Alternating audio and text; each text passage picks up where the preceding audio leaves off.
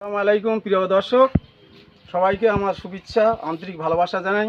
আমার হিন্দু বন্ধুরা যারা আমার ছবি ভিডিওটা দেখছেন তাদের প্রতি আমার নমস্কার ও আমার ভালোবাসা রইল।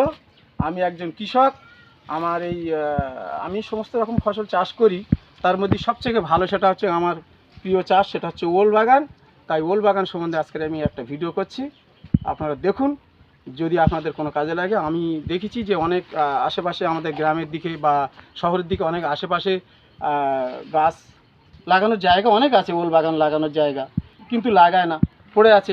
অনেক বন্ধুরা আমার কাছে খোঁজ নেয়, বলে আমাদের চাষ আমরা করতে পারি না, আমাদের গাছ হয়, ফল হয় না, ওল হয় না, এই কথা বলে। কিন্তু আমি সেই জন্য আজকে একটা ভিডিও করছি, আপনারা দেখুন শেষ পর্যন্ত ভিডিওটা, আশা করি আপনাদের ভালো লাগবে। যদি কাছাকাছি হয় আমাকে ফোন করে ডাকবেন, আমি ফোন নাম্বার দিয়ে দেবো। আমি গিয়ে পরিচর্যাটা 9 আমার ফোন নাম্বারটা দিয়ে দিচ্ছি, আপনারা যদি প্রয়োজন হয় আমাকে ডেকে নেবেন। এই নাম্বার দিচ্ছি আমি, আপনারা লিখে নেন বা আমার ভিডিওতে দেখলে আপনারা বুঝতে পারবেন এই নাম্বারটা আমার 9064740359। এটাই আমার নাম্বার। আমার নাম আব্দুল মনিফ খান, বাড়ি উত্তর বেলেগাছি, থানা বারাইপুর। আমার এই ওল গাছটা দেখছেন কৃষক বন্ধুরা যারা দেখছেন, দেখুন গাছটা কেমন হয়েছে। আমার এই গাছের বয়স হচ্ছে টোটাল 2 মাস 11 দিন বয়স হয়েছে। এই ওল গাছটা কত সুন্দর চেহারা দেখুন, কত সুন্দর, কি সুন্দর ভালোভাবে একটা কীভাবে আমি লাগিয়েছি এবার আমি বলছি। আমি ওল গাছটা যখন লাগাই তখন এই মাটিটা 4টে চাই দিয়েছি, ধুলোর মতো মাটি করে দিয়েছি। মাটিটা দেখুন, আপনাদের দেখাচ্ছি মাটিটা কেমন মাটি, একদম ধুলোর মতন মাটি। এই দেখুন মাটি এরকম ধুলোর মতন মাটি করবেন, করে বড় বড় গর্ত করে, যে আমাদের যে ধান চাষ করি আমরা বা গোবরের কুচি দিয়ে শুকনো করে সেটা বড় বড় গাড্ডা করে, সেই গাড্ডাতে সেটা ভরাট করবেন, করে ওলটা উঠে দিয়ে দিয়ে তারপর ভুসি দিয়ে তারপর 2 ইঞ্চি করে মাটি দেবেন, দিয়ে এইভাবে ভাটিটা করে দেবেন। এই যে আমি যে ভাটিটা করছি দেখুন, আমার ভাটটা করা আছে, তবু আমি আরেকবার দেখিয়ে দিচ্ছি।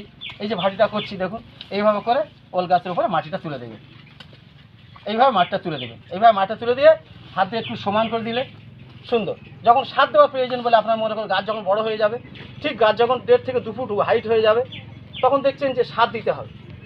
ওটা লাগানোর পর পানিতে ছেঁচ দিয়ে, যদি বর্ষা না হয় ছেঁচ দিয়ে ওটা তুলে নেবেন। তুলে নিয়ে তখন দেখবেন যে সার দেওয়ার প্রয়োজন হয়েছে। সারটা কীভাবে দেবেন? সারটা ঠিক এই আমার কাছে কোদালটা দেখুন, এইভাবে দূর থেকে এইভাবে খুলে নেন, এইভাবে খুলে নেন, এইভাবে গোল একটা আকৃতি করে নেন।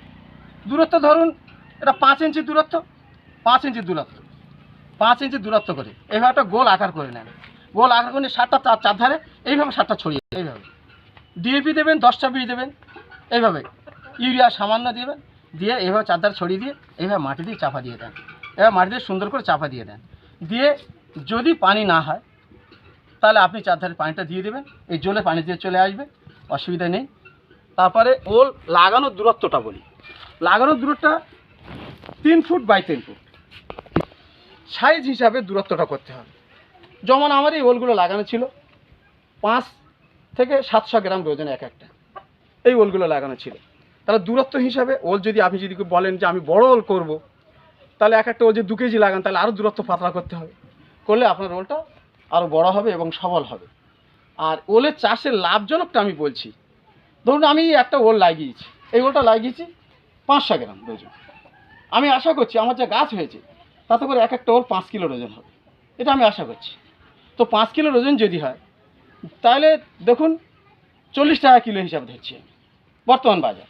তা 40 টাকা কেজি হলে 5 কেজির হলে 5 4 20, 200 টাকা বিক্রি হচ্ছে একটা ওল। খরচ হচ্ছে কত? একটা ওলের পিছনে আমি হার্ডলি খরচ দিলাম, একটা ওল 5টা ওল কিনতে লাগলো 30 টাকা, তার পিছনে আরও খরচ হচ্ছে 20 টাকা, তাহলে 50 টাকা খরচ হচ্ছে 150 টাকা লাভ। এই যে লাভজনক বিষয়টা আমি সমস্ত চাষি বন্ধুদের কাছে তুলে ধরতে চাইছি। আর এই ম্যাট্রাইজ ওলটা এমনই একটা ওল, এটা হচ্ছে মানে ছাওয়া জায়গায় হয়।